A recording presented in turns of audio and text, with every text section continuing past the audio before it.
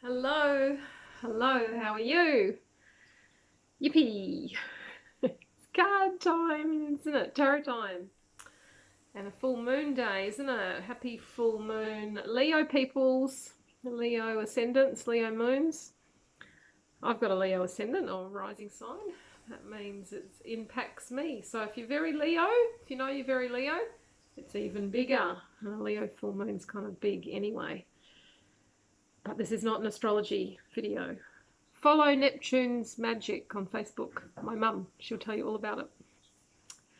I surrender to a power greater than me. Isn't that a relief?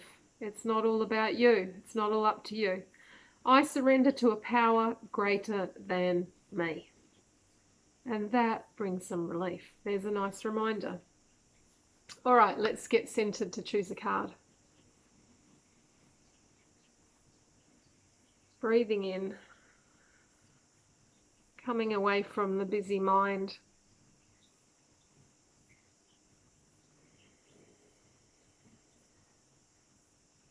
What's the guidance that I need to know for my week ahead? And when you're ready,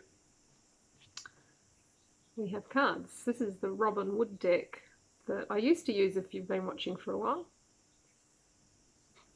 Cards number 1, cards number 2, and cards number 3.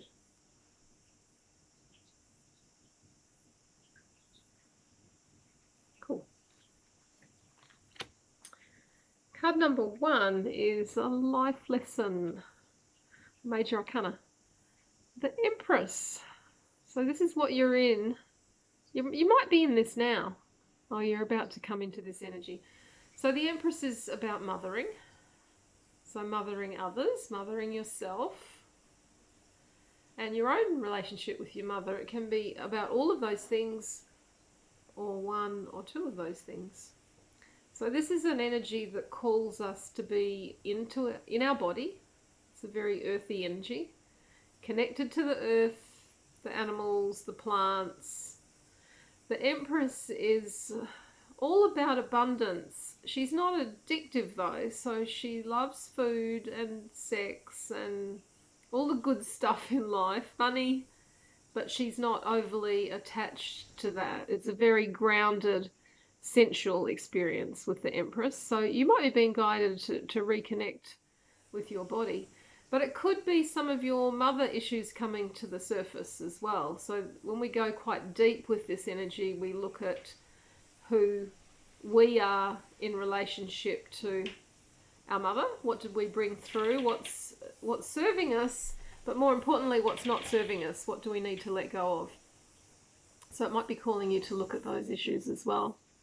And ultimately, we've got to mother ourselves. So coming back to a loving, caring relationship with yourself.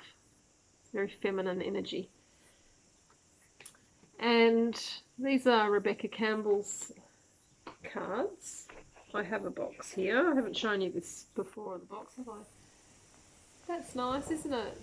I was attracted to these from one of my tarot masterclasses. One of the girlies had them, and they're lovely to pair with it. So the one for the Empress is called Unbound. Unbound, and that says releasing soul patterns, contracts, releasing soul patterns, contracts, and past lives.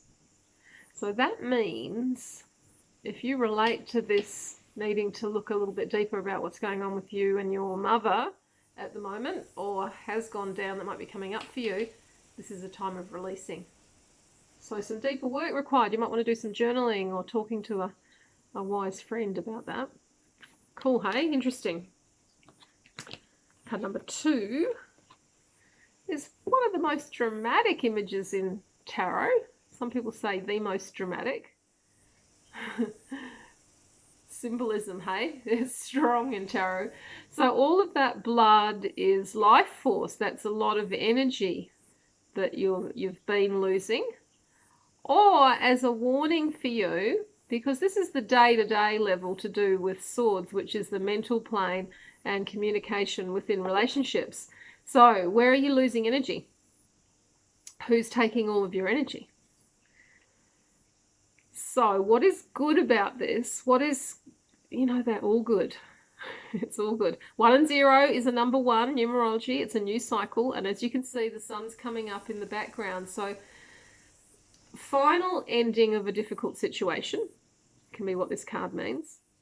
But also, well, hang on, before the also. So things might have to get you down, like right down, so you can start again.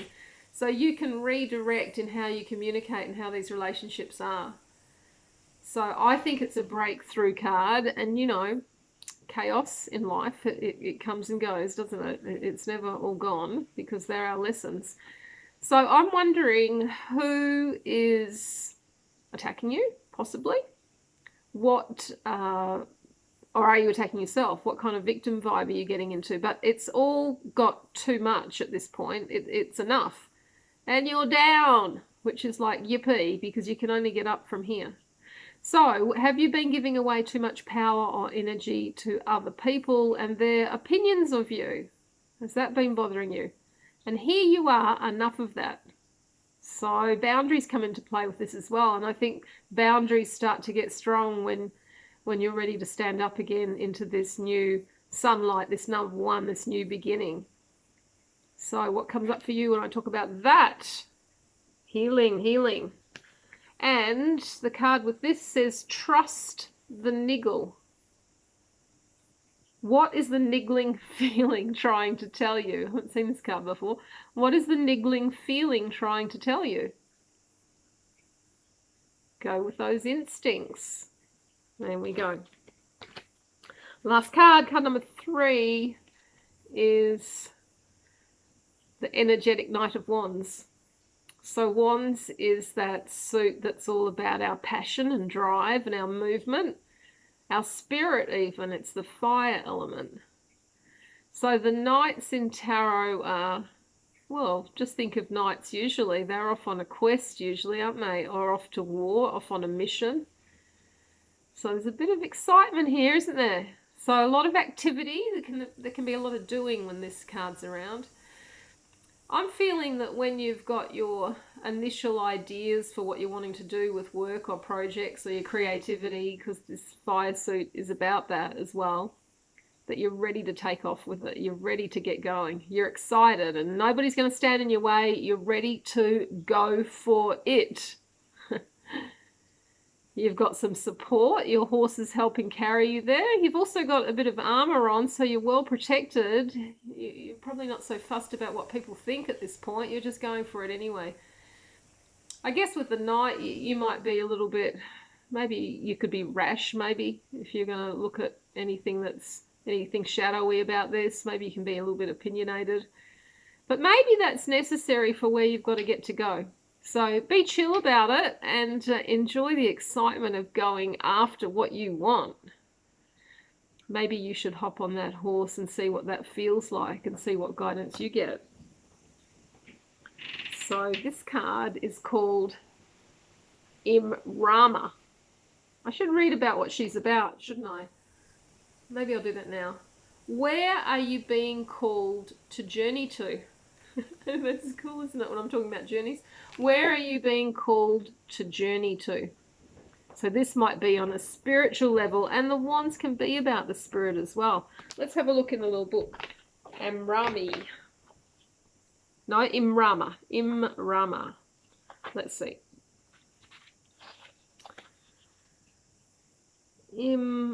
Rama.